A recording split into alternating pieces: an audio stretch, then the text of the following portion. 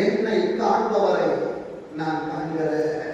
முதலாவது, நான் உனக்கு என்ன செய்யலாம். இரண்டாவது, நான் என்னை ஆண்டவருக்கு காண்பிக்க வேண்டும். மூன்றாவது காரியம், என்னை காண்பவரை நான் காண்கிறேன். என் அன்பு தேவ பிள்ளைகளே, ஆதியாகமம் 21ஆம் அதிகாரம்